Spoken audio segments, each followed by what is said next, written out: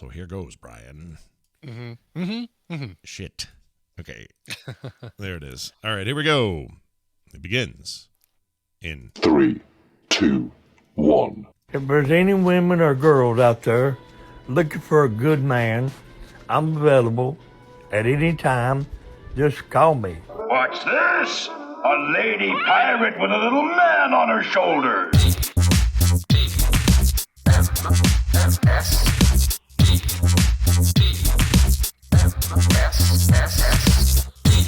The Morning Stream. No, you better don't.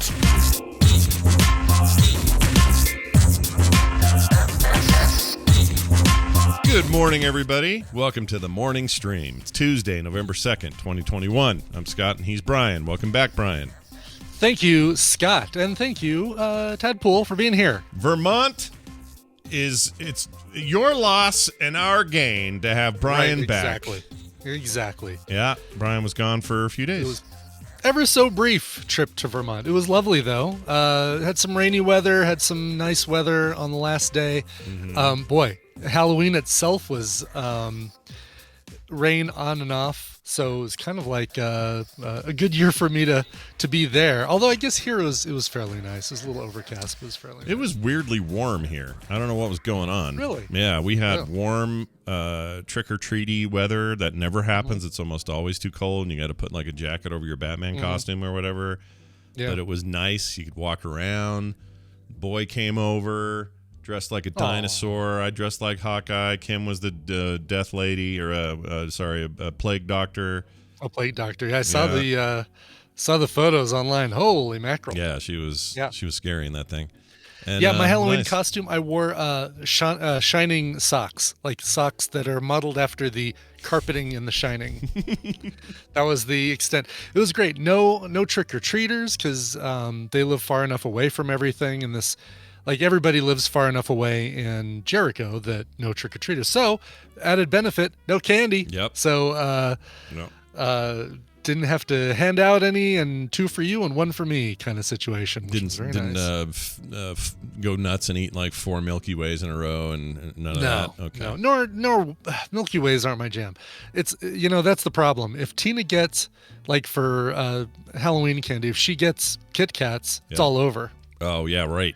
In fact, you put a tweet up saying, "I hope everyone gets Kit Kats." That's the sign Brian likes them Kit Kats. That is, and it's been a constant thing here. People sending Kit Kats from Japan, which are infinitely better. The chocolate is so much better than the Kit Kats here. Yeah. I don't know why. I don't either. They just higher end chocolate. Is that what it is? So have we figured that out? Okay, we figured that out. That it's like Cadbury versus Hershey's. It's the UK chocolates and Ireland chocolate. Yeah. So much better than.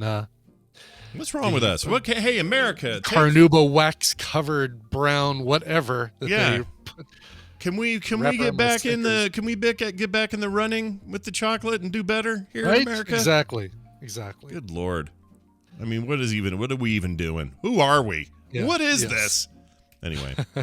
Well, that's they great. Also have snowflake chocolate in Vermont. I did have a little bit of that because it's a local. It's as local as maple syrup and cider. The snowflake chocolate, which is really funny because it was called that before conservatives started calling liberals snowflakes in Vermont. Very, very full of liberals. So it's like, go eat some of your snowflake chocolate, snowflake. Yeah, snowflakes, double snowflake. Is it what is that? Tell me just, what that is. Made locally. I mean, it's not like a flavor or a style of making it. It's a candy factory in Vermont that is just really good. Snowflake it's a brand. Chocolates. Okay, it's a brand, and they're good. I desire what you have. It's funny. It's something that I feel like everybody should do, and we're horrible at it. We need to start doing it better ourselves. But when we go and stay with my parents, the room. So they say, "Oh, well, here, go ahead and take your bags up to your room, and we'll have a drink when you come back down." And we go up to our room, we put our bags in there, and on the nightstand is always a little local gift, local food gift, and it's in this case snowflake chocolates. And we don't. Kim probably does that if you guys have people stay over. She probably does that, but I need to be way better about that. Like when people come over and stay with us, like we had my cousin and her husband a couple weeks ago, is having some sort of local delicacy, something Colorado that they can enjoy sitting on the nightstand for them to take home or eat before bed some night or whatever. Don't feel bad. You're like me. I don't think of that stuff. Kim does. I don't. And partly because Kim does, so I don't have to think about it because I know she's gonna. Right. But exactly. Like when Tom came last time, she went and found a bunch of Utah brewery beers and made a little excuse me, a little beer basket for Tom that was specific for him because he likes a good craft local beer, you know, wherever he is. And so she just knew to do that. I didn't have anything to do with it because I don't know shit about nothing. I really don't. Right? Yeah. Yeah. No, there's something about that. Our wives are so good at that, and it's because of that we don't have to be good at that. That's right. We don't have to think at all. But one of the main things that we did out there on Halloween was something called the pumpkin glow. And this is an annual tradition in Jericho. And I'm trying to remember, oh my gosh, I'm forgetting the name of the couple and their farm who do this, but they grow hundreds of pumpkins and spend the 2 weeks before Halloween carving them and sometimes assembling them into words or related designs, that sort of thing, and then decorating this strip of Silly Hill Road. And yes, the street is called Silly Hill Road.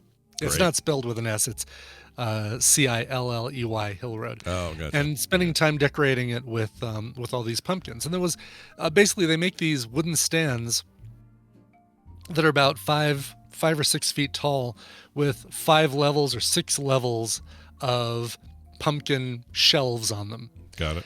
And so they'll say the top one will be pumpkins that spell out essential workers in 4 or 5 pumpkins. And then you'll have an ambulance and a fireman and a policeman and things related to that. So a little police car and a badge and fire hydrant, which on its own would be a really funny pumpkin to see. Yeah. A little fire hydrant. I agree. Tell your dog pees on it. It's great. Tell your dog pees, but other than that, it's fine.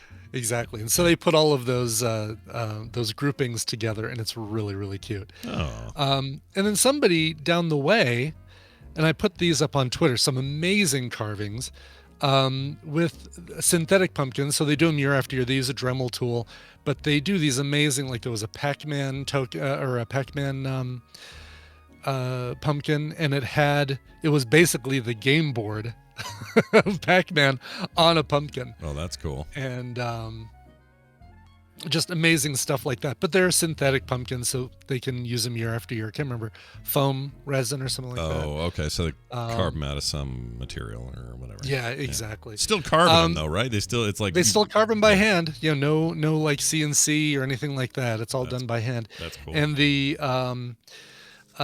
had them up the night before Halloween, which was the clearer night, so we just went and checked those out after dinner.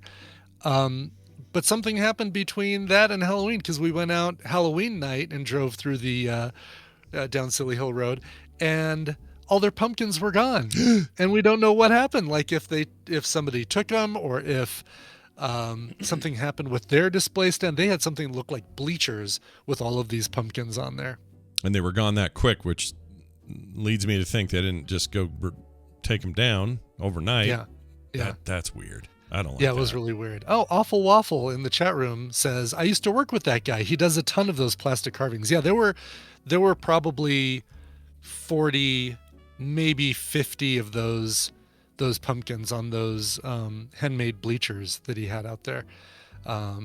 2 different Jack Nicholson ones, a Charlie Sheen for some reason, Freddy Krueger and Jason and Michael Myers and Charles Manson. I mean, it was really cool. Wow. I'm pretty sure he doesn't sell them, Taxi Cab. But they did have an issue. He said there was an issue a couple of years ago or last year with some college students that came and tried to steal Spider-Man. Oh, those bastards. I was like, that could have been, that might have been me in my college days. Yeah. But with great power great responsibility. Yeah, exactly. Yeah. But had a great time out there. My dad's got a good size like forest on his property and some really cool landscaping that they're in the process of doing. And we look out and there are a dozen wild turkeys just roaming around his quote unquote backyard. Wow. Yeah, like a roving gang of turkeys. I'm like, oh, this is so cool. So I was going to take a picture. So I opened up the door, and the door makes a little bit of noise when you open it. Yeah. And they all shoot their heads straight up and go like out of view. Like I got a picture of them just as they stuck their heads up, and then took off out of there. So. That's great. I love it. I love when the turkeys yell. It's great. It's amazing. It's great. It's totally. You didn't kill one and eat it, right? That's Did not the plan. kill one and eat it, but it's not Thanksgiving yet, so there's still plenty of time. Okay, get out that axe. Yeah. I'm sorry, hatchet, whichever it is, axe or hatchet, whichever it is. Yeah. He had a hatchet in his garage, and that's what I took a picture of and sent everybody. Oh, that was his. Okay, all right. That was his own very hatchet. Very nice. His very own hatchet. He has his own hatchet? Wow. He has his very own hatchet. He's, he's got a forest. You got to have a hatchet. Look, we're going from medical cancer doctor to... He has a hatchet and an axe and an ATV and a snow blower. And he has to... Yeah, it is not the dad I knew when he lived here or when he was in Houston working at MD Anderson Cancer Center. This is like a completely different dad. New phase. Total new phase. Yeah. Unkempt hair, flannel shirts. Yeah. What the heck, right? I mean, it's like, this is not. It's like, who this are you? is not my beautiful dad. Right. That's really interesting. Well, he's got his retirement. He's ready to roll, ready to rock. He has been adopted into the Vermont collective. I'll say that for sure. Has he got the accent yet, or working on that? No. Still has the slight British accent, which is just fine. I need to hear your dad talk sometime. I just need to hear it, just so I can make a sense of it, because it doesn't make any sense in my head that he has a slight British accent. I just can't picture it because it's you, and I just can't. Right. No, I know. But I need to. It's weird. It's weird. I need to experience it. Well, all right. You were missed while you were gone, and I'm glad you had a good time. Oh, somebody in the chat, Lucky Phil, said Hershey's has a souring agent in it, which prolonged shelf life. It's the butyric acid, I believe, is what it is, according to Sidian. It says, but Americans got used to the taste, hence why American chocolate is worse than the rest of the world. So it's a little bit like how... you change Coke and people get all riled up, or you change, when they do a new version of Coke Zero, they have to have the other version still on shelves or whatever because people can't deal with it. It's like that, it sounds like. So except it's always been bad. Yeah. Well, no.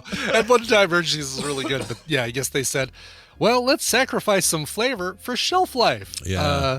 Because if our chocolate tastes like crap, it'll be on shelves longer. So we want to make sure it tastes like crap for as long as possible. There you go. Yeah, exactly. You can't have that spoiling. But here's the thing. I used to not mind a nice Hershey bar here and there. So I don't know what that says about me, but I thought it was all right. Still to this day. Then you had a Cadbury. Yeah. Oh, Cadburys are good. See, that's the thing. Once you have like a Cadbury or a Toblerone or something, I mean, then see how you feel about your Hershey's. Your ham and cheese. Yeah, exactly. I can eat once you've tasted steak. I can eat dark chocolate now. That stuff's not a problem for my anti-sugar diet. Yeah, and to some degree, it's kind of good for you. Yeah, it's supposed to be good for you. So I'll have it here and there. But what's funny is prior to the anti-sugar, if I had dark chocolate, I both knew it and hated it. I was like, oh, this bitter, awful, disgusting piece of bark you've given me. Why have you given me this? Right. If you ever as a kid, I wonder how many other people did this, because I know I did, found your parents' or your mom's stash of baking chocolate and said, oh my God, look at this massive chocolate bar. I'm totally going to have some of this. Oh my God, this is horrible. Oh, hell yeah. Hell yeah, right? Like that stuff, it looks like the mother lode, and it's really the most bitter stone of death. It's horrendous. Yeah. Well, but now, give me dark chocolate all dang day long. Yeah. And now with no sugar, I can't tell the difference between this and like the way I used to like milk chocolate.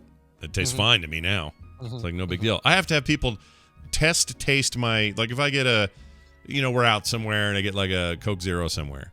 Yeah. I'm convinced that it's sugared because the guy in the back put it under the wrong hole or whatever. So I hand it to Kim and go, please check this. She's like, oh yeah, that's definitely zero.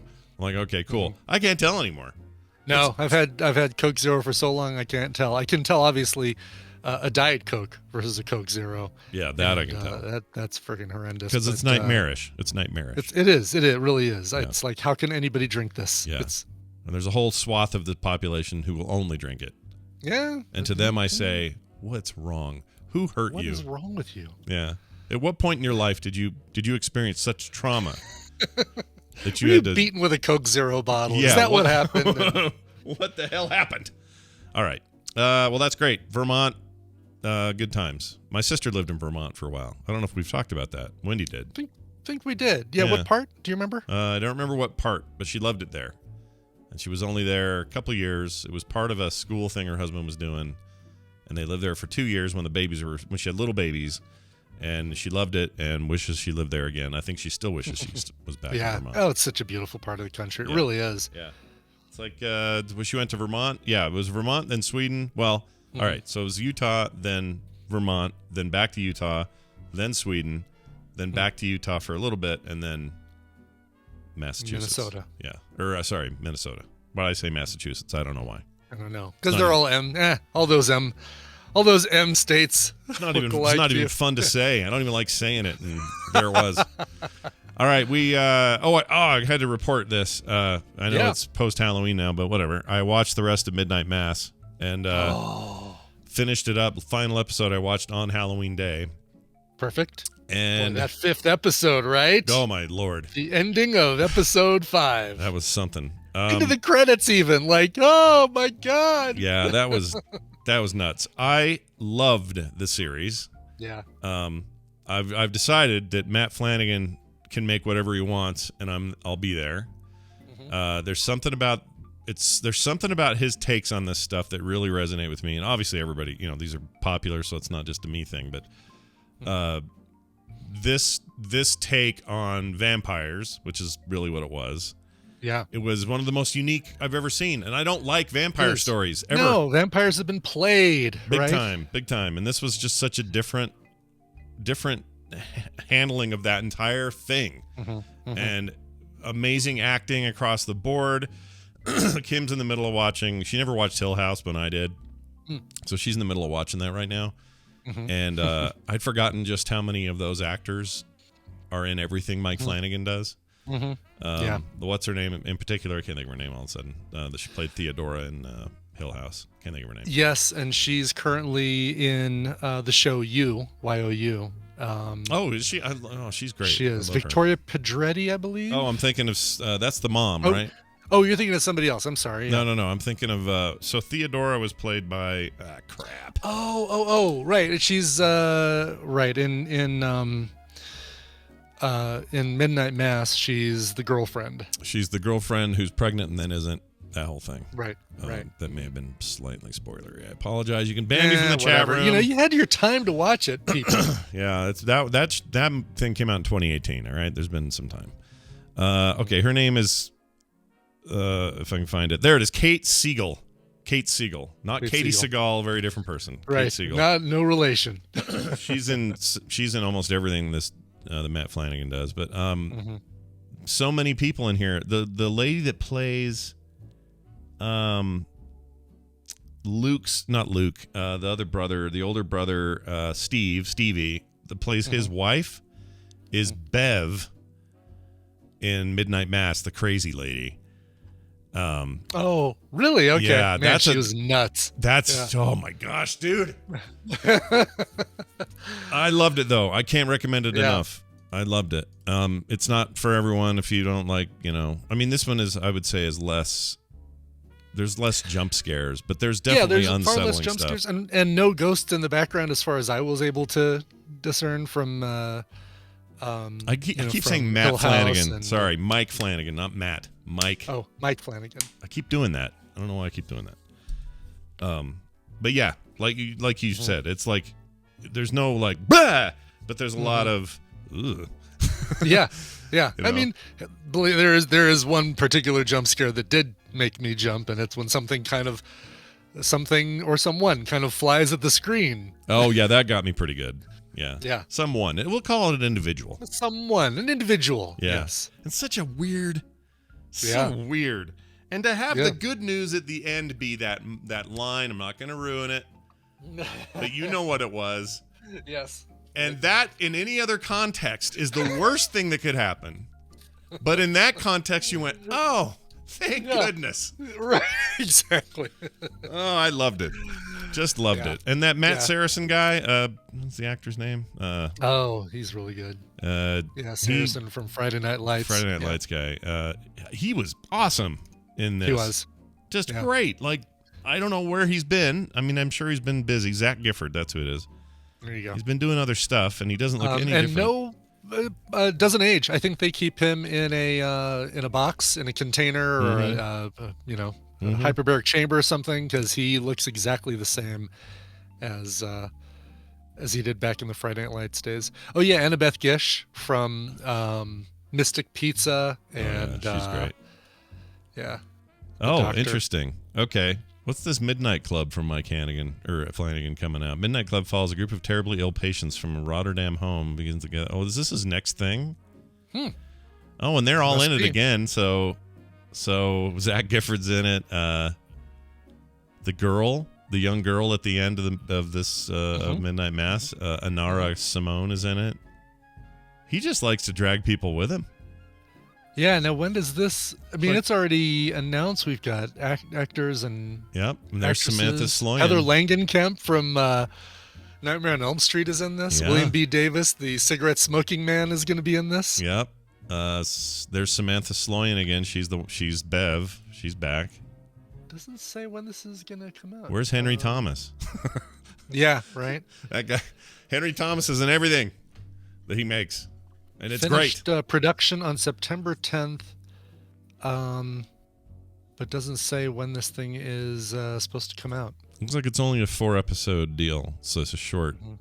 I'm fine with that. Totally fine. Yeah, totally fine with that. Hey, look, if you can tell a good story, tell it in however many episodes it takes. Don't feel like you've got to stretch it out. Stephen King, Under the Dome. Yeah, Stephen King, Under the Dome. Oh, Under the Dome is such a good book. It's such promise. Dumbasses. It's like, oh, well, I can stretch this out for another 12 episodes, and I don't think it was him choosing though. I think it was a bunch of just bad production choices. Wasn't he was executive producer? Wasn't he on that? Yeah, but I don't know how much control they give that guy. Sure, it was NBC. NBC higher ups probably had their. It started strong. Everybody was too good looking, but it started strong. And then it just petered out, and it's a bummer because I think that could be revisited. Shudder or somebody, why don't you all get your hands on it and make something? There you go. Yeah, reboot it. Do it the right way. Hey, we found our Star Wars guy. I'm going to read this email from the Netherlands. Star Wars guy, yeah. Excellent. Yeah, this is great. Emil from Star Wars. No, from the Netherlands. The Nederlands. He says this. Hello, Scott and Brian. In episode 2196, you said that someone had told you that they had never seen Star Wars. Well, I haven't watched it either. Oh, man.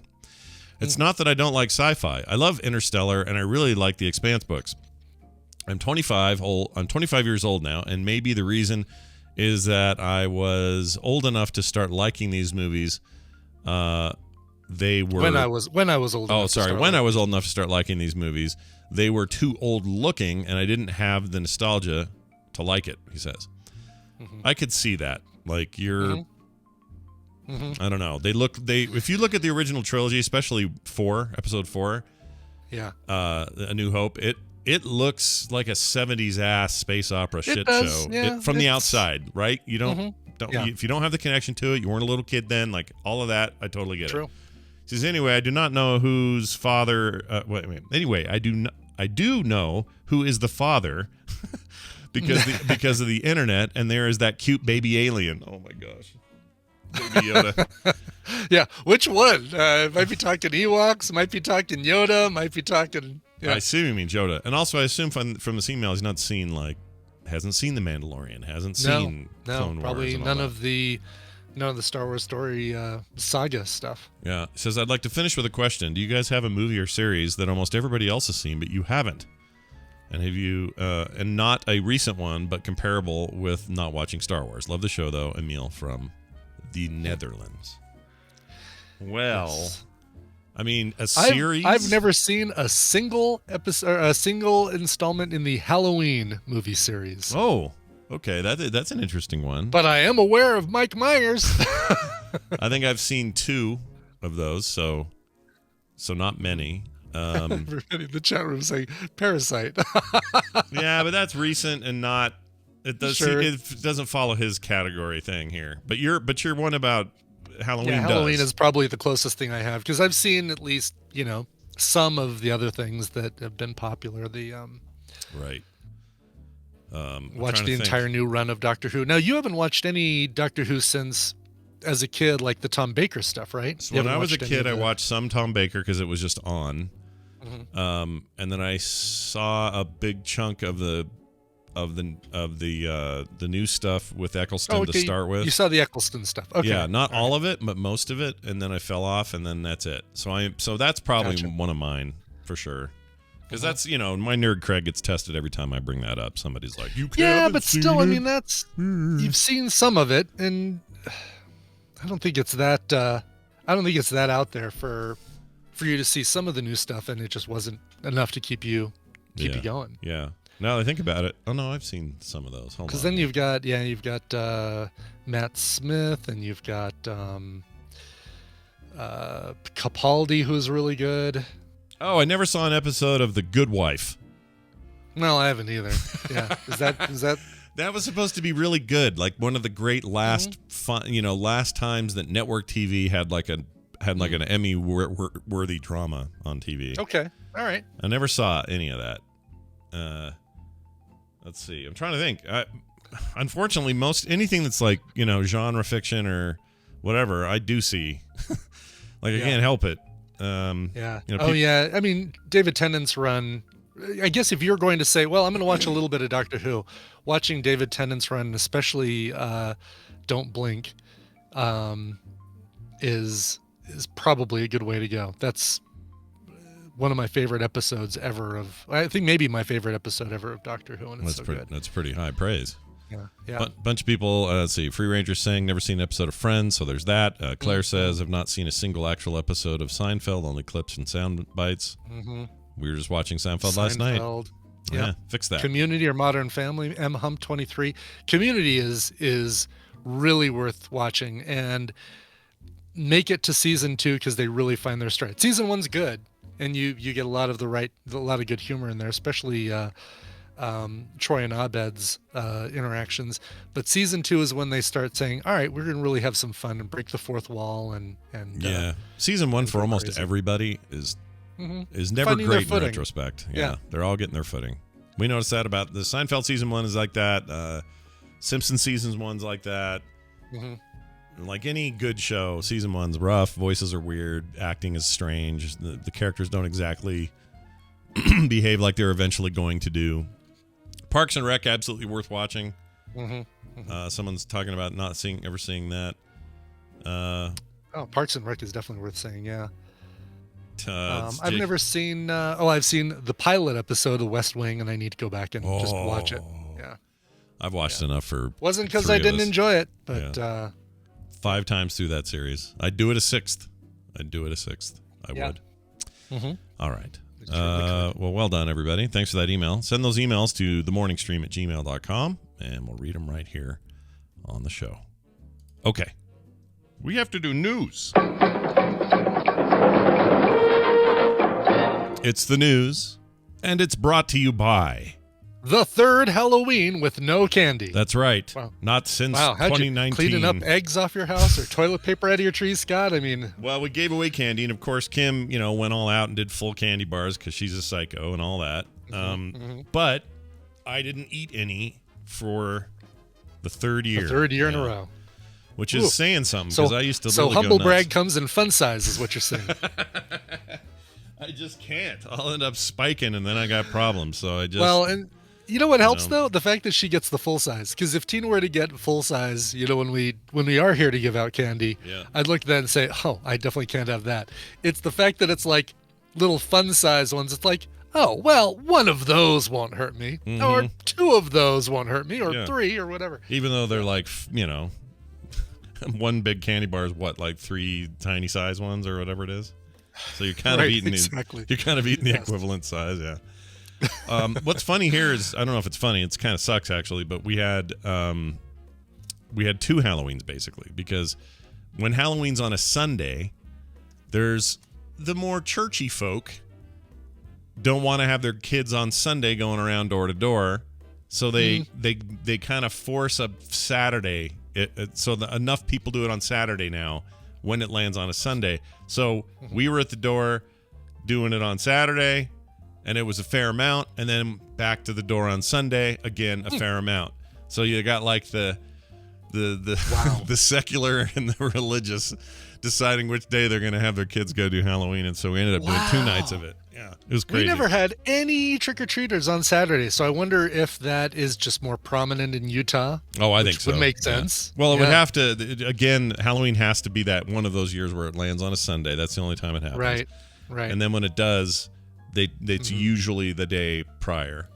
Yeah, and it's probably like agreed upon neighborhoods that are discussed on Nextdoor. Yeah. All right, we're going to be doing the Saturday thing, so everybody. There is a bit of that. Also, they'll schedule like a trunk or treat a few days ahead or something like that, and then there was this chatter. People, I don't know what's wrong with people, but I actually look at Nextdoor once in a while because ours is really boring. It's mostly just people helping each other. It's not a big deal. Yeah. But this time it was like, hey, California people who want to have the Halloween on Sunday night, you can't change us. Don't think you can come here and change us. I'm like, what are you even saying?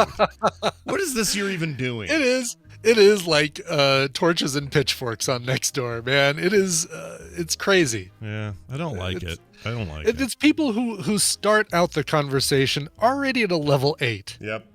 Already at DEFCON 1. You know, it's like they're ready for the fight, and they've basically got their knives out. They're ready to start brawling on Nextdoor. Yeah. And open a conversation. Here's the thing. The good neighbors don't use it. Right, because they probably don't even know it exists. They're too busy being good neighbors. So stop it. Quit using it for stuff. Lame. Exactly. Lame. All right. Carter did an amazing thing. I see she's in the chat, so I'll mention her. Okay. She was Aang from The Last Airbender. She actually shaved a blue arrow into her hair. Wow, that's dedication to her craft. Very By the dedicated. way, Avatar: Last Airbender, a series that everybody else in the world has seen but me. Oh, see, there's one. It's a great one. You should watch that. It's awesome. I probably should. Yeah, I love that show. A single episode. So she's got this big blue arrow. It's all dyed in there. It's blue, and the rest of her head's shaved. And then her dog Ripley, she dressed up like Appa, the big giant flying dog in that show, which you probably have seen, even though you haven't seen I've seen photos of it, and I saw photos on Twitter or Facebook or whatever, and it was awesome. The dog did not love it, but she got used to it. It was fine. Anyway, that was really great. We had a good time. Cool. I just saw she was in here, so I just wanted to give her a little exposure. Shoot a little light in her direction. She loves it when I call her out. Well, she's deserving of light. There you go. Let's get to these news stories here. Oh, before I do, I can't believe I forgot to tell you this. Okay. I put a video up on Twitter about it, but I want to mention it again because this is perfect show content. All right. Yesterday, Kim and I are raking leaves. It's time. It was going to rain, and it did overnight. So we're out in the front yard, and we're just getting all the final layer of leaves done that look like the trees are about done now. So we're just, this is what we think is the final layer. So we're scooping them all up. And as we're doing it, we got a cable box / power box thing, the green thing that sits out in front of people's yards. You know the ones? Yep. And it's little sticking up out of the ground monolith. Yeah. That, we don't have monkeys dancing around like 2001. Exactly. It's a little green utility penis or whatever it is, all right? Just sticking there. So we're scooching around there, and Kim sees, she goes, oh my gosh. And I go, what's the matter? And she goes, someone hid their full dog poo bag back behind this.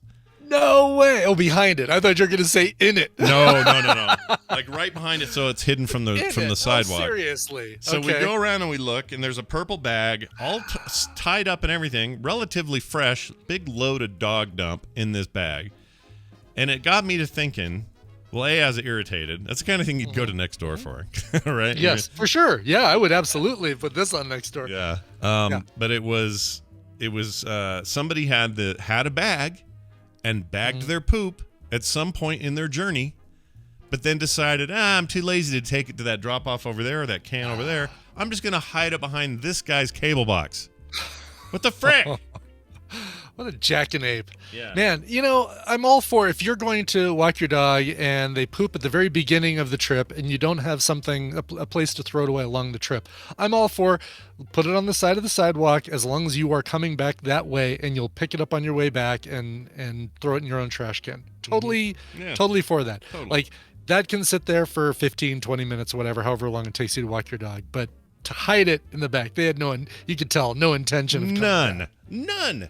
So I had to take it, put it in my can, make sure it's not going to, rip open and make my life worse. Like, this is not my poo. It's not my poo. Somebody else's poo. Not my problem to deal with. Yeah, that's exactly right. So I'm real annoyed by it.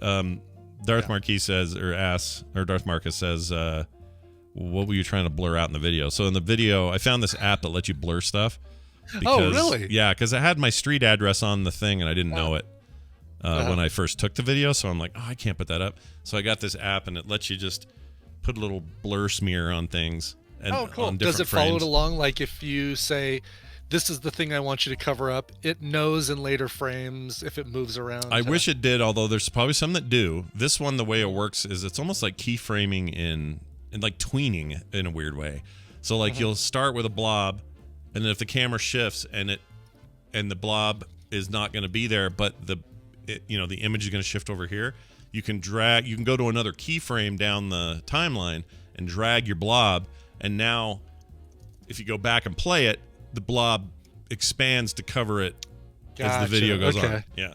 That's cool. That's a really cool way of doing it. Yeah. It is real weird. Anyway. Mikey BC14 says, why is it a big deal to carry it for 15 to 20 minutes? Not arguing, but too many things can happen that may force you to go another direction and forget to pick it up. And I say, this is true. If there's the chance of that, if you think, I might come back a different way and I won't pick up the poop, I agree, take it with you. But for me, leash goes in one hand, Pokemon Go goes in the other, or whatever cell phone thing you're doing, whether it's, chatting with friends or reading Nextdoor or posting photos of poop on Nextdoor. Yeah. You probably want to have the leash in one hand and the camera or your phone in the other. Right. I agree. And also, just bring enough bags, It's not hard to bring some bags. For like $4 on Amazon, you can get a little plastic black. It looks like a pill, like a giant pill, and it's got a thing in there that you can just pull bags out. And it comes with about 30 refills that will last you a year at least. Oh my gosh, 30's plenty. That's a lot. 30's plenty. It's got a little plastic carabiner on it, and you just basically pull out a bag, put the poop in the bag. We're close to bins here, so really I take it with me. There's, I won't leave it anywhere, but we have bins all along the trail. Yeah, ours too. Easy. Like everywhere, there's a plenty of places for this guy to have taken his bag. I'm so annoyed with him. Whoever he is, if you're listening, eat a poo. All right. Exactly. Brian, here's our first news story. It's taken me long enough to get to it. Okay. All right. Get to it. Crypto investors, everyone's favorite dude bros of the moment, are bidding to touch a 1,784-pound tungsten cube once a year. Okay. So they want to. So wait. Only one person gets to touch it. They're bidding on who gets that benefit. I think they get to bid on who gets to do it. So here's. I don't have any questions. This all makes total sense, and I don't feel like I need any more information about this. It's very well. Very okay, odd. You know what? For everybody else, let's go ahead and put some more information. All right. Well, here's some context. In the latest phase of the quest to turn everything into an NFT, crypto traders are now bidding to digitally own a 1,784-pound cube of tungsten in Willowbrook, Illinois. According to the terms of the sale, they will have the receipt posted to the blockchain for posterity. The owner can have one supervised visit to the cube per year to touch it or photograph it. All right. Okay. Over the last 2 weeks, a joke fired off by Coin Center's Niraj Arjwawi Yeah, I think it's Agrawal. I thought that L was an I. I think it's pronounced Joe Smith, but Yeah. keep going. Pretty close. So let's see. It was about a non-existent tungsten shortage. Thanks to crypto traders buying cubes of tungsten due to a meme actually caused one for a Midwest tungsten service. The Illinois manufacturer actually creates small cubes of tungsten, and the tweet caused 300% increase in sales that depleted the company's stock on Amazon, according to CoinDesk. The bottom line is they're all super freaked out over this because of a meme and a tweet. Yeah, and that's all it takes now. For these weird ass markets to shift around and people to get crypto weird. bros, there's going to be no tungsten if you don't hurry up. You got this last one. You're going to be able to touch it. I find it so annoying. Oh, it is. All of it. I find all of it so annoying. There's going to come what a all day. These stories do, though? They always remind me to go check my my very, very small investment in cryptocurrency and my $100 of Bitcoin is now $300 currently. I'm sure it'll drop down to $50 and go up to 40. It'll go all over the place and whatever. Yeah, it'll go all over the place. That's what happens. Probably won't go up to 4,000, but it'll. But like in my case, like here's what I believe as someone who creates art that could potentially be NFTs. Oh, the NFT stuff, yeah. Mm-hmm. Here's what I believe about the future of it. I think there will be some future in some form where you'll be able to easily and simply purchase NFTs or purchase digital concepts, art, whatever it is, and you'll own it, and it'll be all above board and across the board, easy to do, and no one, it's like buying anything. You want to collect a poster? Great, that's easy to do today. Do you want to collect a digital version of a poster?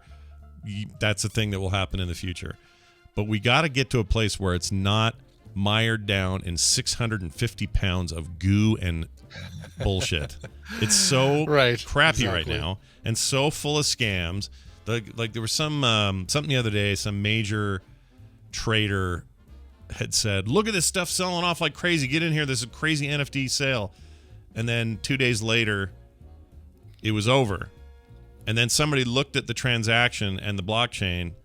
The guy had initiated the runoff by selling, or no, what did he dumped it somehow and then re-added it back to his shit like a day later.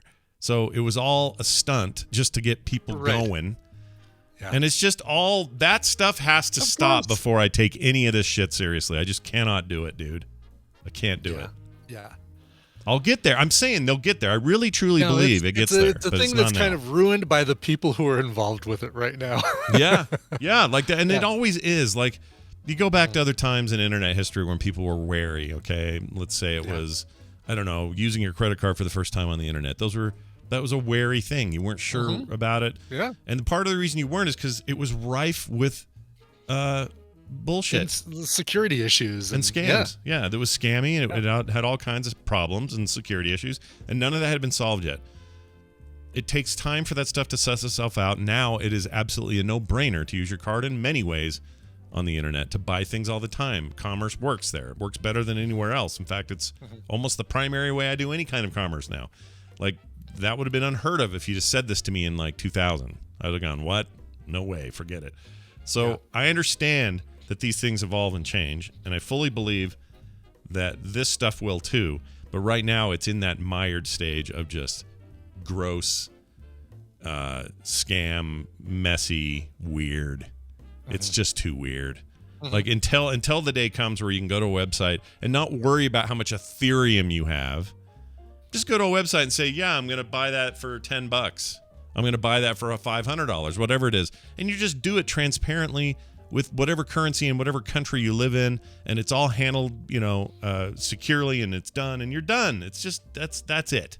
That's when I will go, all right, let's open it up. Let's get some NFTs going, because right now it feels skeezy to be involved. It does. It totally, Super skeezy.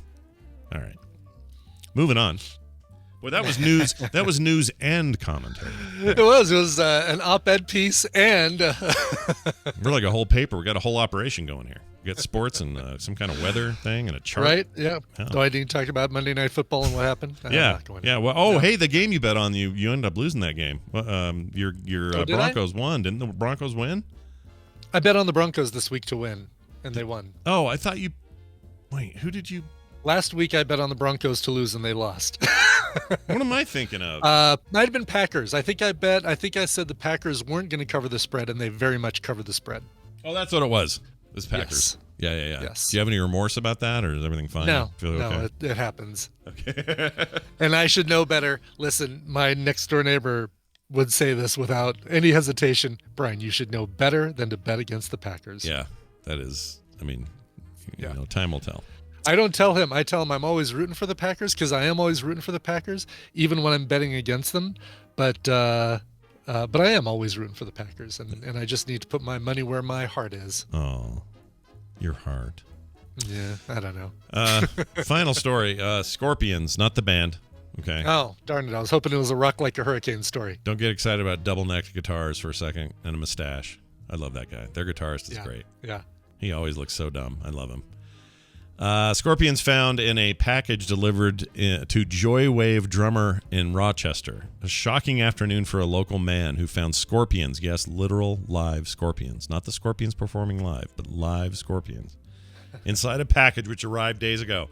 And the plot thickens. That man is also the drummer for the internationally renowned and locally based rock band Joywave. Do you know them? You heard of them? I don't know them, no. I've heard the name, but don't know anything about. I was just looking in my library to see if I have any Joywave songs, and if they've done covers, I don't have them, and if they've been covered, I don't have it. Yeah. So. Well, there you have it.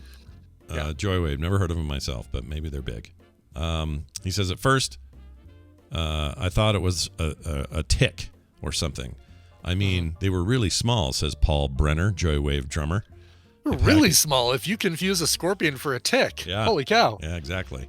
The package sat quietly on his floor all weekend. When he got back on Monday, he opened it and found something he didn't order. That's when I realized, no, that's a scorpion, he says. That's when my shirt left my hands and went into the box. So I'm guessing that, and I was looking back to see did we miss it, but apparently he bought a shirt. Oh, yeah. And in with the shirt were scorpions. Yeah, they don't make that clear in the article. They really don't, no. Yeah, he ordered a shirt. It sounded like he ordered a box of scorpions. Yeah, and it came with a shirt. We said we didn't want any scorpions. But imagine that, like if you ordered like one of your cool shirts you're wearing right now, and it showed up and it had a bunch of scorpions in there. What would you do? Oh, look at the size of that thing. All right, that is, I don't know, eyesight-wise, Joywave must really be doing something to your eyesight, because that's clearly a scorpion and not a tick. Yeah, not into I like it, man. that it's out in the rain. Yeah. Someone left the scorpion out in the rain. And it's on the shirt I purchased. And that shirt's not coming in my house. Wow. Listen, we got a whole song. I'm not getting any more of it. That's all you got? Oh. That's all. That's really good. Yeah. I was waiting for the third stanza. And I'll never buy from that internet company again. See, there's more. Oh, no. Oh, no. And then that's the end. Let's do this quick story about a Colorado hiker, because we got a Colorado connection here. Colorado connection. Yeah. You had a hiker out there. You may have heard of this. Lost for 24 hours. Ignored rescuers' calls because the hiker didn't recognize the number on his phone that kept calling him. This is a Gen X down to Z problem. I'm telling you, only baby boomers, only people age 65 and older actually answer phones. Right. The rest of us, unless it's my wife or someone I know, we go, we'll let that go. I don't know that number. Yeah, they can text me. Like, we don't use phones for phones anymore. We don't. And so it's especially true of the Zs and the millennials, I believe. But anyway, here's how it went. A Colorado hiker wandered off the trail, and got lost, ignored repeated phone calls from rescuers because the hiker didn't recognize the number.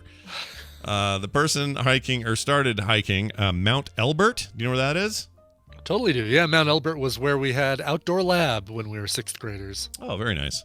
Yes. This is from the South Trailhead, October 18th. It's been a little bit. This is the hiker did not return by evening, so 5 LCSAR. That would be, what would that be? Local Colorado Search and Rescue or something Search and Rescue. Something Colorado Search and Rescue. Lake County Search and Rescue. Oh, there you go. Okay. Members searched for the hiker until early in the next morning, but were unsuccessful. The missing hiker finally showed up at the place of their place of lodging around 9:30 a.m., and the search was called off. The hiker told officials he had wandered off the trail around midnight and could not find their way back. Said that they spent the night searching for the trail, and once located, bounced around onto different trails, trying to locate a proper trail head. I guess that's how that worked. Anyway, never realized the rescue team was looking for him because he ignored the phone calls. Yeah, well, I mean, he didn't feel like he was so lost that he needed to enlist help. He was just like, oh, well, wandered off the trail. Let's see if it's this trail. Nope, it's not this one. All right, let's see if it's this trail. Nope. Why didn't he call out if he was ignoring exactly, calls? If he was, because he didn't feel like he was that lost. It was really more like the people calling are bitching about him not answering the phones rather than him saying, oh, well, I was lost. Why didn't you call me? Yeah. How come he didn't? He didn't feel like he was lost. He didn't feel like he was lost to the point where he needed help. Well, we've solved it all, and that's your news. That's all the news she wrote. We'll come back in a minute with Bill and Bobby. Oh, yeah. Little change on the Tuesday schedule. We'll get to that in a minute. Wait a minute. I know, weird, Bill right? and Bobby on Tuesdays? Bill what? and Bobby. I mean, I'll tell people now. Basically, it came down to this. Jury told me that he's got so much stuff going on right now. He's got so many projects in the hopper. He needs some focus time, and he's going to have to step away from extra stuff for a while. Yeah. And we're part of that extra stuff. Yep. So we're a little bit of that. I told him, no problem. The seat's always there for you if you want it. Just let me know. For now, I'm going to shuffle some people around. We're not going to, replace you. So we've pushed some people around. So meet our replacements, Bill and Bobby. Yeah, Bill and Bobby. So Bobby's going to move to Tuesdays, or Bill rather, going to move to Tuesdays. Bobby, who was usually 3 times a month on Thursdays, will now be every week with a science segment on Tuesdays for now, and Stephen will have Mondays all to himself. So that's how we've worked it. When Jury is when he's got some of these projects wrapped up and he's able to come back, then he will come back. Yeah, he's all good, and he made that he wanted to make that extremely clear. This has nothing to do with the show or anything else. He's just got stuff he needs to focus on and is give all his brain power to, which I totally get, man. I go through that all the freaking time. You wouldn't believe how many days where I'm like, I'm gonna chuck these 2 things. I'm getting rid of them. I'm not gonna do them, and then I don't, and then I might, and then I don't. Like, he's just better. Like back when he canceled Unfriend Me. Nobody was happy about that. Listeners weren't happy about it, but it was absolutely the right thing he needed to do at the time for what he was working on. Like, he needed that time, and he knew it was the right choice. He's better at that than I am. I know. I've done it a couple times. Pokemon Go podcast, I left just like, I can't. It's too much time. Can't do this anymore. The Marvel gaming podcast, I had to leave. It's like, you know what? You guys have got this. I don't have the time. Take it and run with it. Yeah. So that's what we're doing. We're filling it with Bobby and Bill. So it'll be after this break. That's right. Hey, Brian, we need music though to make a break. And just a little tease. Yeah. Tomorrow, don't feel like we're going to be high and dry with recommendals either. So we'll talk about that tomorrow. Oh, right, because Nicole's now got that job at the school, but who will be here? We have somebody stepping in, and we'll find out all about that tomorrow. Yeah, we will. Okay, now let's play a song. Okay, let's go to New York City specifically, and a band called Imaginary People. Man, if you like Brian Ferry, Roxy music, you're going to love this. Also, bands, if you're fans of Moving Units, Future Islands, or Interpol, you're going to like this as well. Clarion Call Media sent this one over to me. And they've got a brand new album called Alibi coming out spring 2022. It's a New York City band called Imaginary People. Here is their song, Soft Token. Ew. War on Christmas, a war on Thanksgiving. This war on fun. The war on straws. The war on Meet the war on dogs. There is a war on parents. The left's war on children. It's a war on business, a war on building, a war on growth. There is a war on hot dogs. War on men. War on cars. War on appetizers. War on Christmas parties. The war on the suburbs. Declaring war on cows. War on soda. There's now a war on styrofoam. War on cooking with gas. War on toxic masculinity. War on red hats. War on knives. That's right. The only music you'll be playing is in the Galactic Prison Band.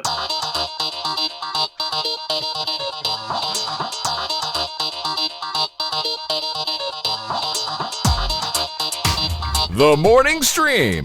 You're soaking in it.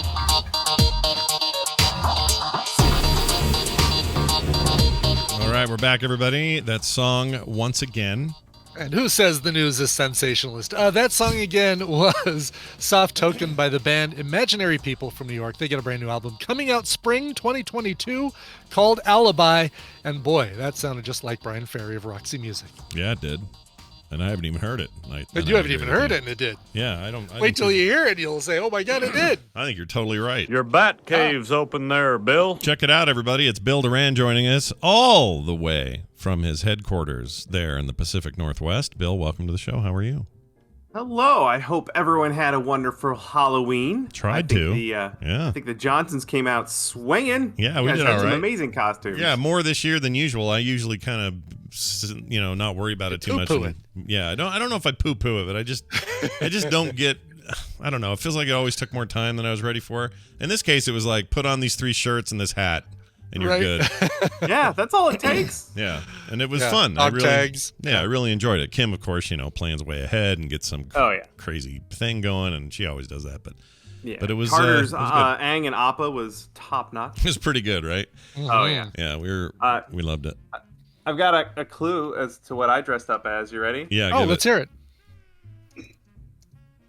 You hear that? No. Do it again. Sorry, it wasn't loud enough. I turned on my proton pack. Oh, cool. I think I knew this because I saw you in a picture somewhere. Ghost Smasher. Ghost. That's right. Ghost Beater. Ghost Beater. Who you're going to beat? I've been in Ghostbusters mode for about a month now, getting stoked about the new movie. Yeah. And I cosplayed for the first time in over 2 years. I haven't gone out and cosplayed since Dragon Con 2019. Oh my gosh! Wow. We had a little convention here called King Con in Renton, Washington, and I put on my whole getup, grabbed a proton pack, and did some cosplaying. Just went, saw friends, hung out, and I got to field test my proton pack. I hadn't used it out in the world yet. Yeah. And it is one of my very favorite toys. It plays all the sounds. There's a switch. There's a switch dedicated to playing the Ghostbusters theme song. Yeah. Did you? I've been in Ghostbusters mode. And I wanted to talk about Ghostbusters props. Oh, okay, let's do that. We went deep on that proton pack, but there's way more to that world. So let's do it. What do you got? Yeah, so putting together your own Ghostbuster costume is actually pretty attainable. In fact, I have a video from a couple of years back covering the flight suit and most of the smaller stuff. You could just get the flight suit, get a patch with a name on it, and a Ghostbusters patch, and the belt, some boots. And you're a Ghostbuster. That's really all you need if you want to go super easy. Yeah. But there's also a ton of options for the toys, and there are so many cool toys. Yeah. So Spirit Halloween, known for making cheap Halloween costumes. Yeah. They've been killing it. Their newer stuff, especially their licensed stuff, is really, really good. And they have a whole bunch of Ghostbusters things that are pretty good, that are a great price, and if you want to update them, you can to make them a little more legit. So they have the gloves. They have a really good walkie-talkie. I still need to buy that. Way cheaper than trying to find the real walkie-talkie they used in the movie. There's the PKE meter, which I would say that's probably the one that looks the most like it's straight out of the movie. That's the little handheld thing with the bunny hair. Yeah, okay. And it's animated. It has lights. The little the antenna move on it. It's crazy legit. They have a deluxe proton pack that's pretty good. They have a trap that's really good, and they have the ecto goggles. And all of these can be modded and repainted to look a lot more legit. In fact, I have videos on the trap, the PKE meter, and I'm currently working on a pair of ecto goggles. Nice. Yeah. I'm looking at their site right now. I didn't realize they had such a presence. Like, I don't know. I mean, I always see the stores, and I just thought, oh, okay, well, that's some low rent bullshit there, you know. Like, here's like moving into an old Hobby Lobby or a Circuit City or whatever. Yeah, and you just don't give them much credit. Toys R Us in town here. Exactly. Yeah. But they've got a ton of stuff here. I'm a little surprised, and they've got licensed stuff from like Disney and. Yeah, and they're all Suicide pretty good. Squad And now is the day to buy it, right? Like they're still open. They're just trying to sell off all their old merchandise. Yeah, so they don't have to ship it back. Yeah, right. Because I assume their big time of year is right before Halloween, and then the rest of the year is what? Just regroup? Like, I don't know what they do. They're probably not even there 10 months out of the year, but or they open in September and then probably close November 15th after they've sold as much of the remnants as they can. Yeah. Right. Yeah. That sounds right. Anyway. So yeah, definitely, if you're thinking about putting together a Ghostbusters suit, outfit, that's the way to go. Although the suit, I would buy a real flight suit.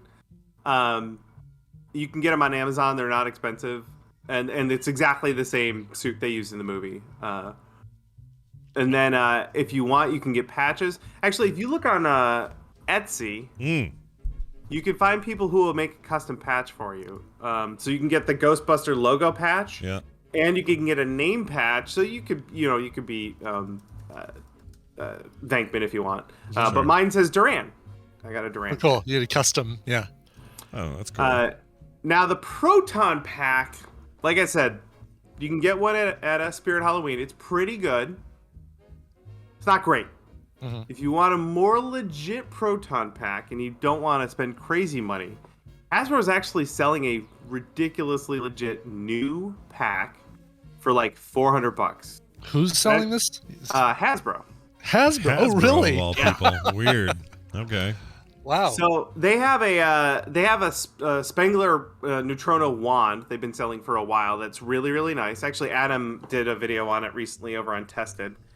And they're kind of not really kickstarting, but they're launching this Proton Pack.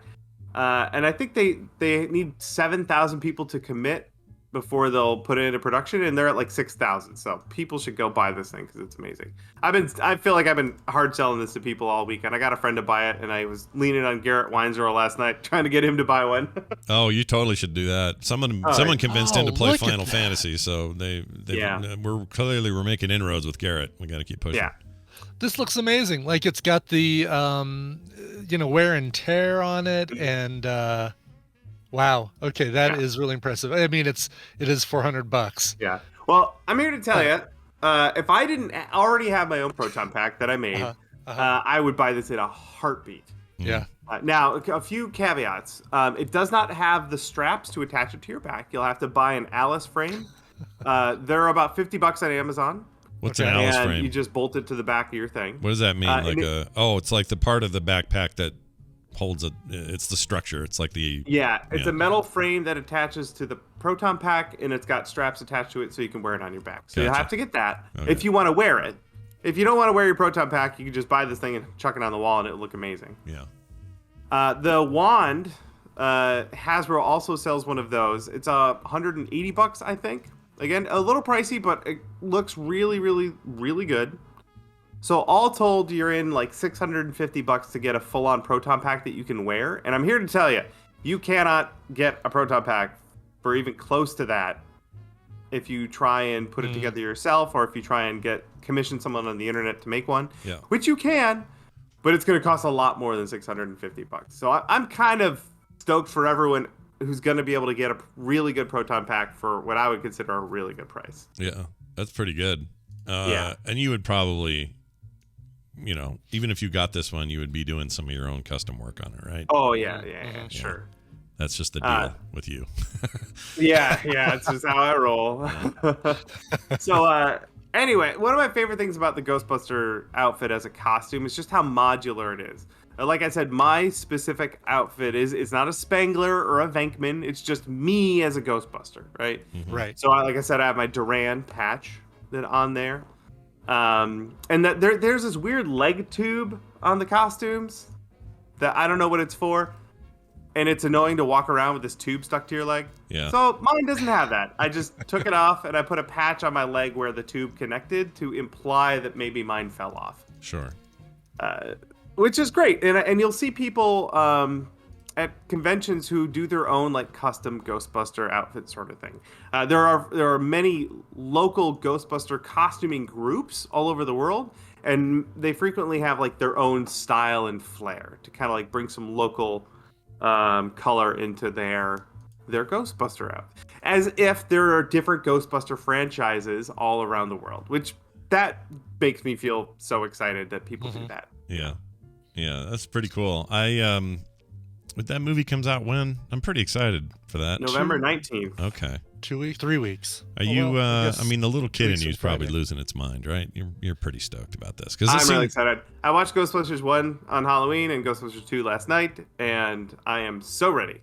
Well, the movie looks like like they're being faithful A here. love letter to the fans, yeah. Yeah, not only that, it's like, hey, the son of the director's making it, and the dad did some consulting around this, and it feels legit, like there's a family line of Ghostbustering happening, and also the end of that trailer has me all kinds of interested in who might show up. So, yeah, I hope they can get it right. I'm pretty excited about it. Looking forward Everything to it. I've heard from people who worked on it is very, very optimistic. That's good. Optimism is something we lack sorely in our community, so why not now? Right. Excellent.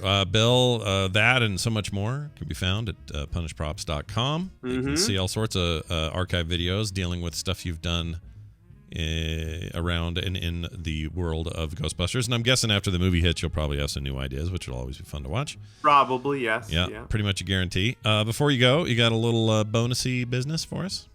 I do. So this is a video from some friends of mine in the Northwest. The YouTube channel is Ghostbusters Northwest, and the video is How a Proton Pack Works. Oh, that's cool. So it's like a infographic-y looking video. It's really sharp. Really cool. Super good animation. They have a handful of videos out, a couple more like how the trap works, how the ecto containment system works. And like I said, this is like the Northwest chapter of the Ghostbusters. In fact, I've got a Ghostbusters Northwest patch I need to put on my flight suit. Nice. Yeah. Oh, look at this. These guys did a real nice Yeah, job. that's my buddy's proton pack. It is far more legit than mine. But it was about that's a $2,000 proton pack for perspective. Yeah.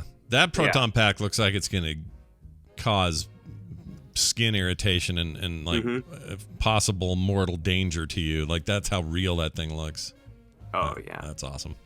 So I implore folks, go check out, if you're into Ghostbusters, check out Ghostbusters Northwest. They have those fun infographic videos, and they have some skits they've done. And I was talking to the art director, and I may end up showing up in some of these videos because I got a proton pack. So we'll see how that goes. Nice. Ain't nobody going to balk at that. That's fantastic. All right. Bill Duran, everybody. He is Punish Props over there at punishprops.com. Of course, the YouTube channel. And as always, you can find him at Chinbeard on Twitter. Bill, have a great day. You too. See ya.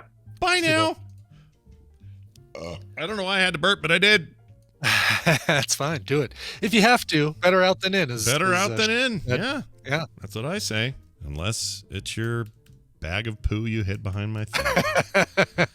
Then less in. Well, please. there is that. Yes. All right. Trying to get used to what I'm doing now. Oh, yeah. Bobby time. Bobby. Bringing in Bobby, a little Bobby. Early week science, man. Yeah. Yeah, that's right. We're going to have some fun here with Bobby. I may even have a new thing for him. Check this out. Science. Hey, look who it is.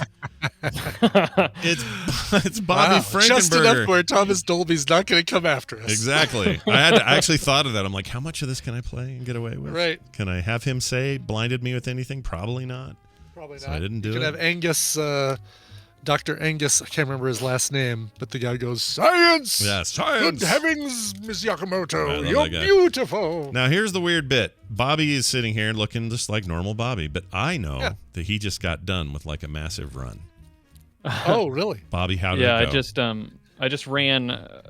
My hair's still wet from the shower. I just ran 18 miles. Whoa, oh man, look at you! Look at you. Are you full of energy? Wow. Do you got like? I am. I've sat down long enough that my legs are not on fire anymore. I mean, I've done that, just not all at once. Yeah. Yeah. Right. Well, over the course of 52 years, I've run 18 miles. And... Yeah. I'm getting towards the end of my marathon training. It's on December 11th is the marathon, and so this is the second longest training run that I will do in 2 weeks. I'll be doing a 20-mile run. Good Lord.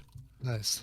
What on got Tuesdays it, what, are my long runs. What got into you? 26.2 miles, right? Is the full length? Yeah. What got into you with this whole thing? I mean, what is it about running that's like grabbed you so much lately? Well, I accidentally kind of fell in love with running because I used to be overweight, and so I was looking for ways to lose weight, and I used to hate running because I also used to smoke. Then I quit smoking. And then and so I was like doing my sciencey research that I always do, and I was like, what's the most efficient way to lose weight? And it was running and swimming, and I didn't have a pool, so running it was. And so I was doing it just to lose weight, and then I realized, like everyone always says, there's all these endorphins that pump through your body when you go on runs, and I just kind of fell in love with it. And so in the back of my mind, it's always been, I'd like to do a marathon one day. I wonder if I could do that. But then we had, I've got kids at home. I'm a stay-at-home dad, so it's hard to fit training for, because I don't know if you know, but training for a marathon takes a lot of work. Sure. It's it takes up a lot of time. I would guess. I would assume so. Yeah. But so I finally did it. Both the kids are in school this year, so I have days that I can go and do it. And so I decided to do it. That's awesome. It's been quite a journey so far. That's really cool. When did it kick in for you that you actually went, oh, I actually do like running? Like, was there a moment where you like mile 5 of something and went, oh, this feels all right, and then you were hooked, or what? Because it never works for me. It's confusing. It's not a bad question because it's kind of confusing because I stuck with it for so long, I think, at the beginning because I saw the weight loss results so dramatically.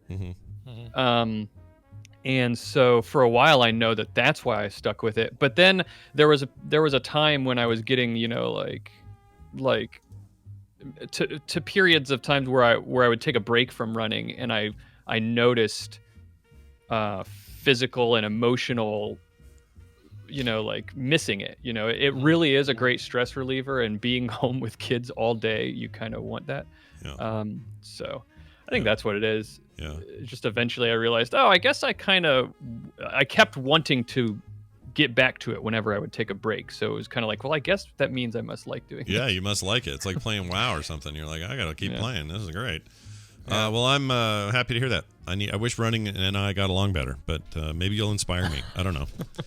Hey, so here's what we're doing. We're doing science on Tuesdays now, and we're excited. I was thinking, about it. Is this like? Do I have like a residency now? Can we call it that? If you can want, we please call it that? It would make me sure. feel You're a resident. If you need to put that on your resume, then because I don't have the week off. It's like every week now. So. Yeah, that's true. Well, yeah.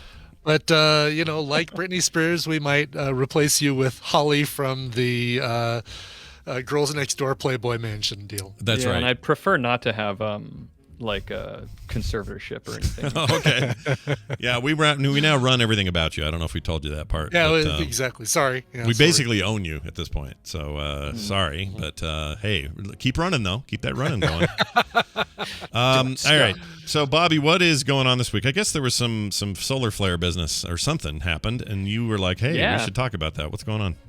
Yeah, that was the big science news last week. It was all over the place. People were taking pictures of Aurora Borealis and posting them on Twitter and Facebook and all over the place. And and so that was the big news. It was last week on October 28th, there was an X1 level solar flare was detected. And that's actually The X category of solar flares are the highest level that they categorize them, and so it was a pretty strong solar flare that they detected, and so they knew that because of that, some few days later on the 30th, that we were going to get some geomagnetic storms. Whoa! Because, Brian and I are about to watch Geostorm. What? Yeah, we're about to watch that for frickin' Film Sack this weekend. So this is amazing timing.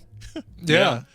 And it would have been stronger, the geomagnetic storms, but it kind of like grazed the Earth. It didn't hit us head on. 'Cause geomagnetic storms can be pretty devastating for our electrical infrastructure and everything. But fortunately, that kind of thing didn't happen, and we just got a lot of beautiful auroras. But I thought it would be cool to talk about what a solar flare is, what a coronal mass ejection is, because they're not the same thing. And solar flares, did you know, solar flares typically do not cause the aurora, and that's what a lot of people think. Oh, really? Oh, I thought it did. did. I'm glad you explained this because I thought it did. Yeah. It kind of in an offhand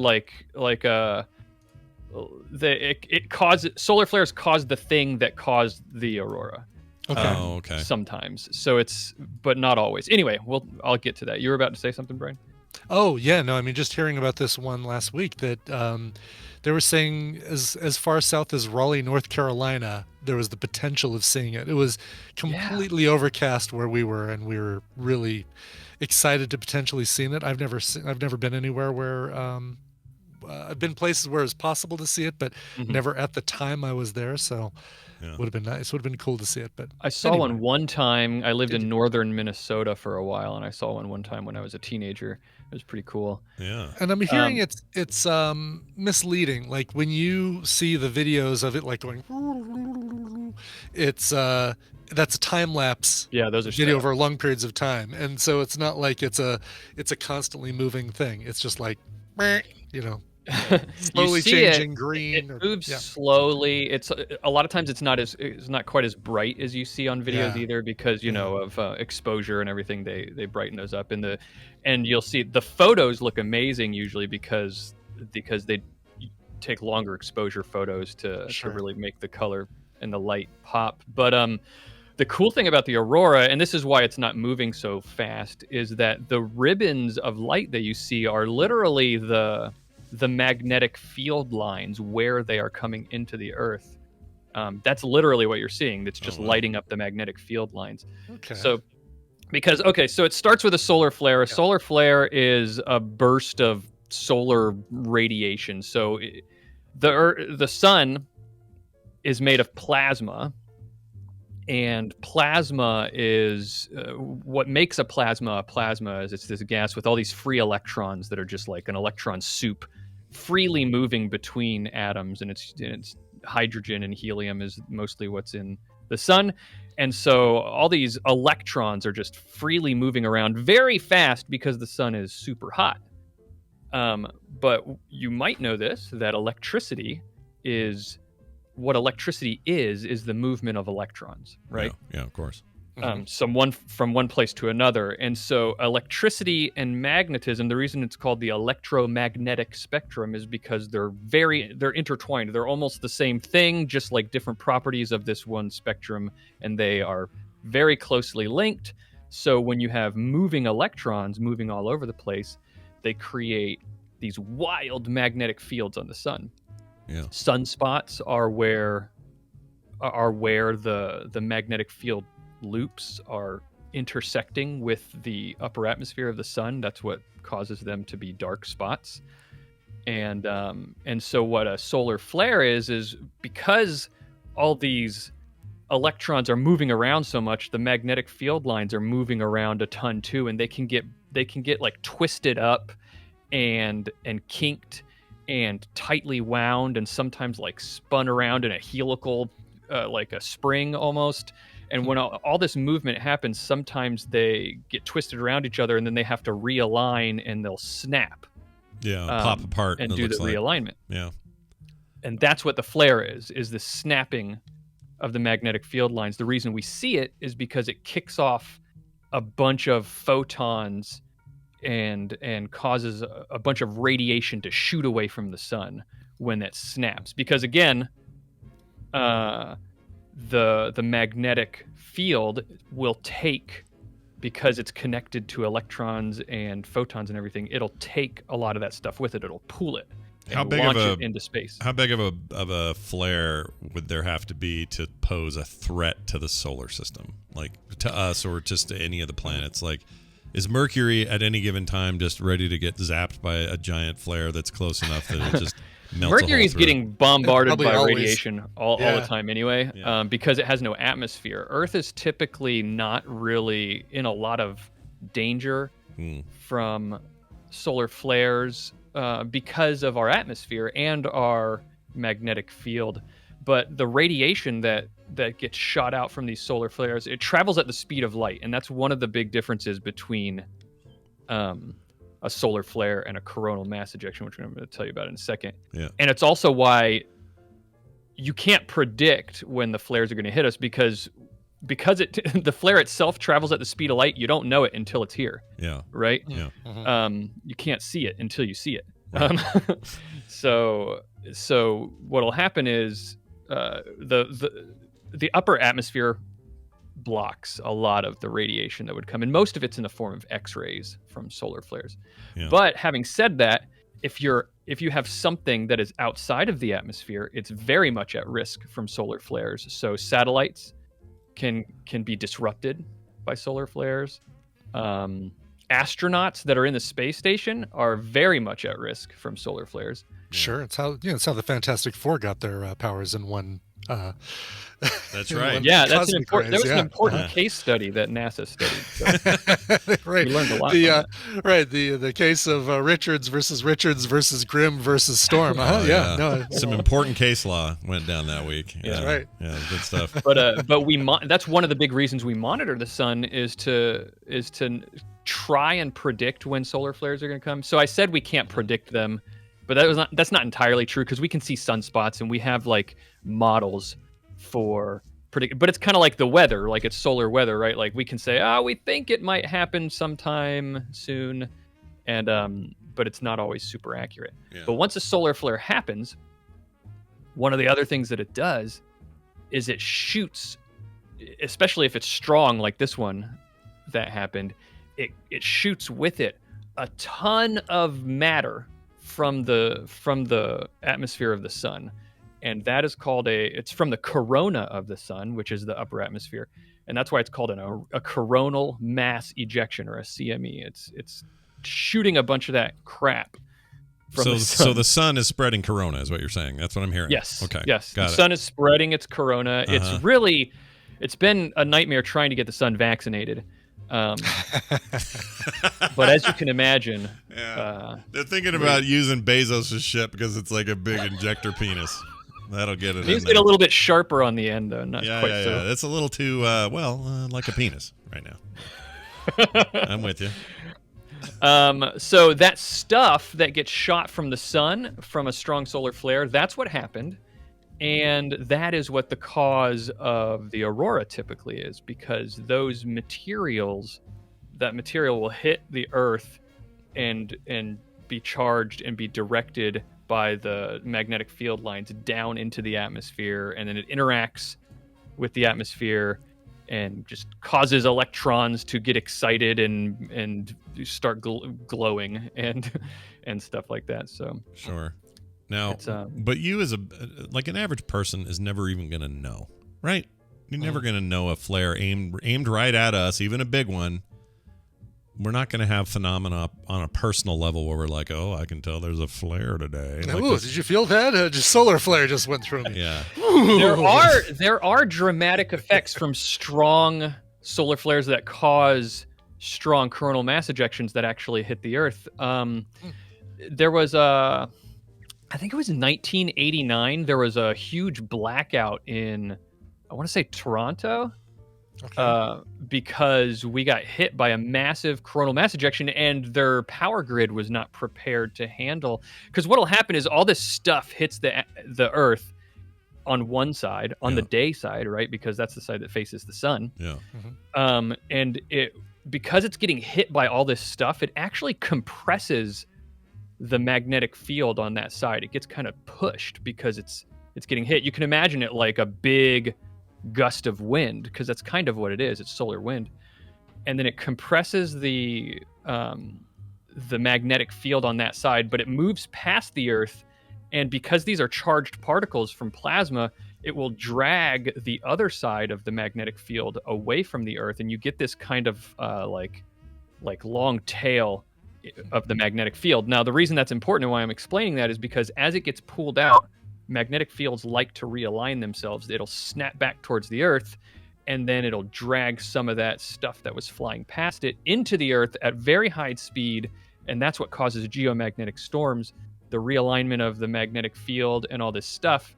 And when magnetic fields shift on such a large scale, literally the power lines in the power grid will have massive fluctuations of power, because again, electrons and magnetism, they're interlinked. So you start messing with the Earth magnetic field, then the electrons in power lines get shifted around on a large scale, and if the power grid is not prepared for it, it can cause transformers to explode. It can overload the grid in different places, and that's what happened in Toronto. Nowadays, power grids are power companies are prepared for that, and they have all sorts of things like these dumping zones where they can open up extra capacity in the power grid to protect it from these shifts that might happen. And that's we didn't see anything happen this weekend when all that happened, and a lot of that is because the power companies are prepared for it, and they can say, okay, this is going to happen.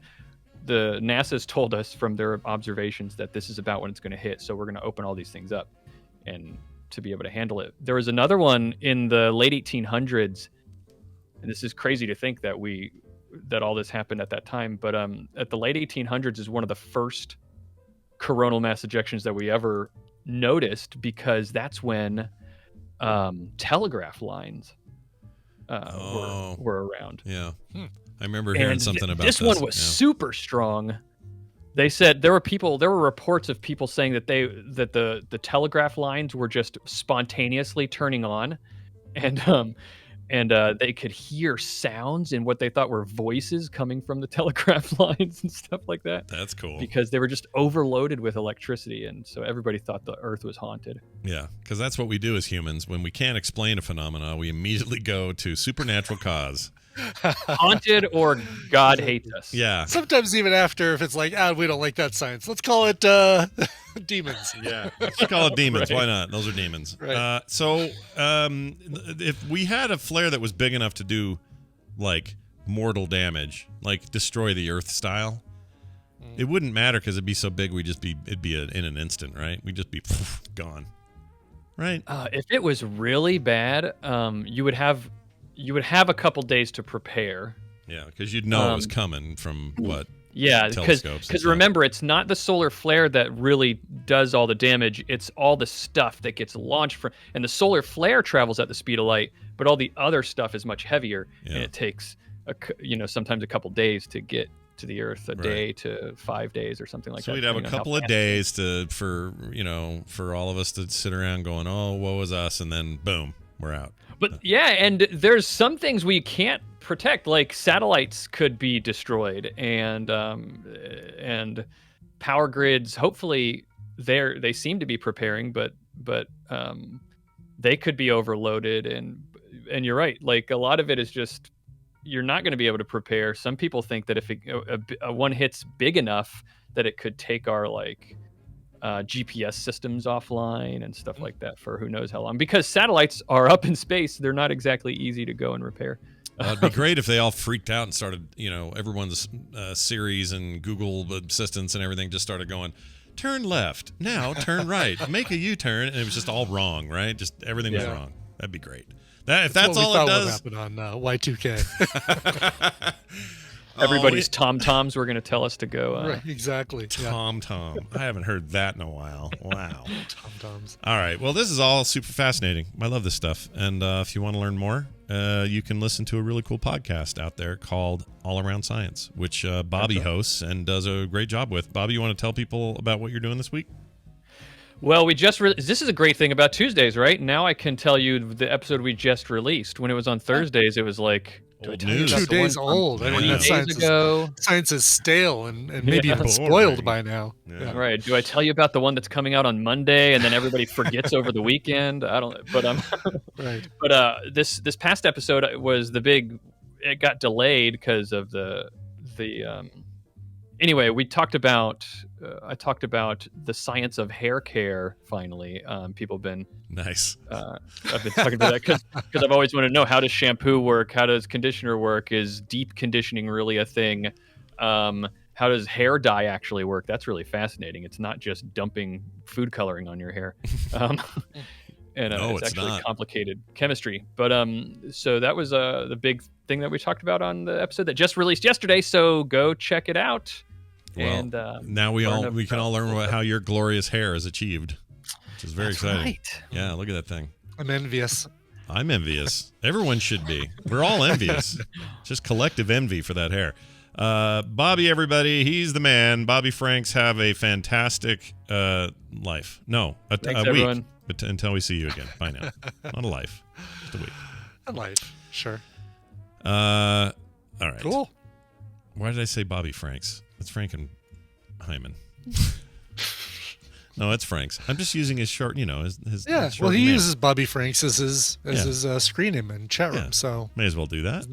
Might as well. Is that his Twitter? He's okay account? with it. Hey, Bobby, is your Twitter account Bobby Franks? It probably is. People should follow him there too. All right, that's going to do it for the show. I wanted to remind folks at home that we are in a brand new month. It's the 2nd of November, which means perfect time to hop on board of the Patreon that some of you, not all of you, many of you do support it. But if you haven't, you're like, man, I just haven't gotten around to it. Maybe now's the time. You could be like Sven from baseball camp. That's literally what his name is. This one time at baseball camp with Sven? With Sven. I love that name, Sven. Also, Annie Martin and Elisa. These are all brand new patrons. Want to be like them? Awesome. Yeah, they're awesome. They're great. I want to be able to read new names too, and that'll only happen if people keep signing up. So head on over to patreon.com/TMS and join one of the many levels and get the benefits of being a member and also supporting your favorite show. That's patreon.com/TMS. Keep those emails coming, themorningstream@gmail.com. We'd love to hear from you. We'll have a show tomorrow. We got recommendals and Tom and all that. Your usual Wednesday business. I think that's everything. Brian, almost usual. A little surprise tomorrow. Oh, right. Little surprise, but you'll all be happy. Yeah, a lot of people won't be surprised. They'll be like, oh, well, that makes sense. Yeah, you'll say, oh, well, that's perfectly sensible. Yes. But yes, you'll have to wait until tomorrow to find that.